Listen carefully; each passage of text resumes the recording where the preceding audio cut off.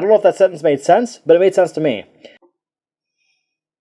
Hi guys, Brian here, and today I want to give you my quick impressions on the Transformers Legion Class Robots in Disguise Windblade figure, who is a rather small little version of Windblade as she appears in the cartoon Robots in Disguise. Now, I gotta say, I bought this on a whim because I find this alt mode to be really awesome looking. I like the look of Windblade in Robots in Disguise. And I like the character in Robots in Disguise. So I was like, okay, yeah, I'll throw a little bit of money at to grab this guy, or to grab this figure. And she is actually kind of big compared to, like, well, I suppose she's not too big compared to Bumblebee. I don't have any of the packaging. I threw that away quite a while ago. I wasn't planning on doing a video of her, but I'm like, why not? Yeah, let's just... Hi, there she is. It's her. She's a jet with a robot underneath. Hardcore. Very, very, very hardcore. But let's get some more buddies in to show some more Autobots. Her love interest, Sideswipe, which, you know, groan about that. Strongarm. And... I don't need that right now. Partner for that second season of Optimus. But if you want to see how she compares with some other figures, I have Groove and Minimus Ambus sitting right here. So she's rather smaller than Groove, unsurprisingly, and a little bit bigger than Minimus Ambus.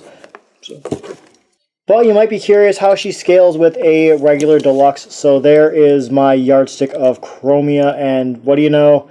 A RiD Legion class is tiny, tiny, tiny, tiny, tiny compared to a deluxe figure. Here's the actual Hasbro Deluxe for Windblade. So, aw, so tiny and cute and tiny. I think just purely aesthetics, like ignoring the size difference, ignoring the negatives of both alt modes, I think I like this alt mode better. It looks chunkier to me. I like it. For some reason, these wing spikes are just kind of working for me. Anyway, I dig the alt mode. As far as articulation goes in jet mode, she flies for a very, very short amount of time. She doesn't actually fly. No, that was just falling. Not even with style, just like falling. So no, nothing. Does nothing. So that's basically all I can think of for vehicle mode. What do you say we go ahead and transform her on camera for you and get her into robot mode? So there she is in robot mode. No, a little bit more than that. We start off with the cockpit. You just flip it back. Although I'm not entirely certain if this is intended. It seems like you could actually plug the landing gear into the back of her head, and well, this whole thing is on a double hinge, so you can kind of just push it down like that, and then it seems to actually lock in rather solidly into the back of her head. Granted, that looks kind of silly for her head, but hey, it seems like it might be intentional. I'm just going to go ahead and leave it all the way flipped back, because why not? You then unpeg her arms from the little grooves in the thighs. There's this peg in right there. And I gotta say, that's actually really kind of cool to peg in, to make use of that little thing. I never know what that is for, but to make use of it for things, the Deluxe Windblade does that with her sword sheath. That always kind of makes me go, that's cool. I don't know if that sentence made sense, but it made sense to me. So you just shift these wings up. They're on a hinge, so you shift them up. And then, guess what? You split her legs.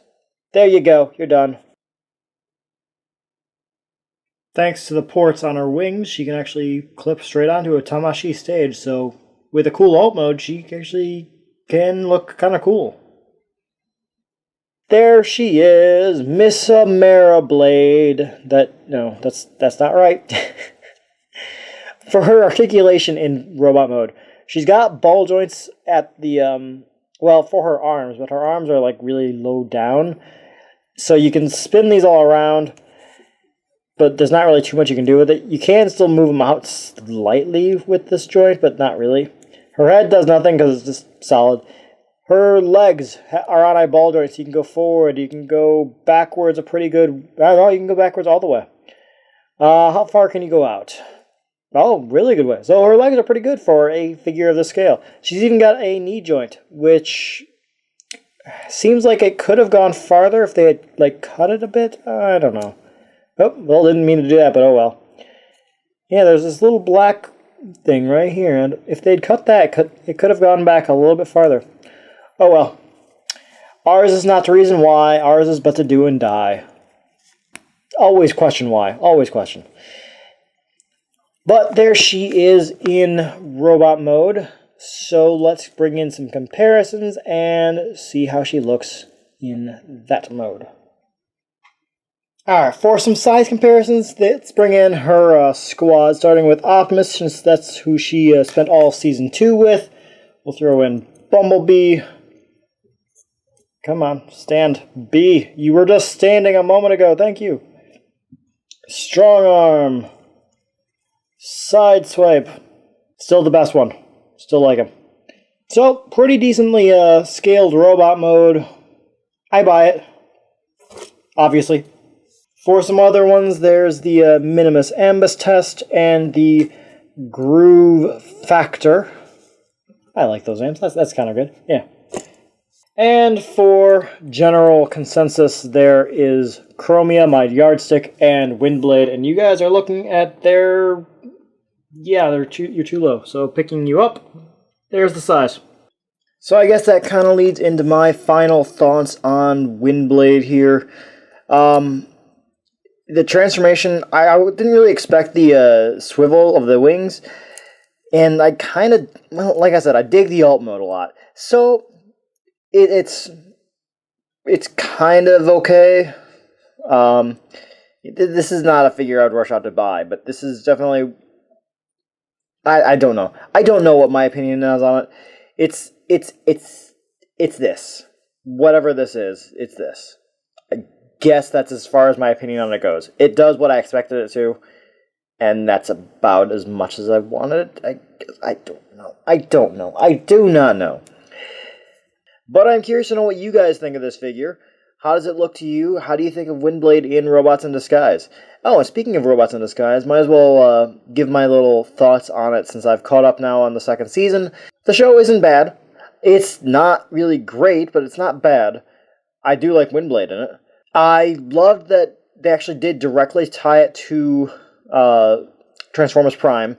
I assumed it was actually probably going to be just a very, very soft connection. Like, yeah, we're not going to blatantly connect them, but we're not going to blatantly disconnect them either. But no, then they brought in Soundwave and Ratchet. By the way, spoilers. And it's just... I got a big kick out of that.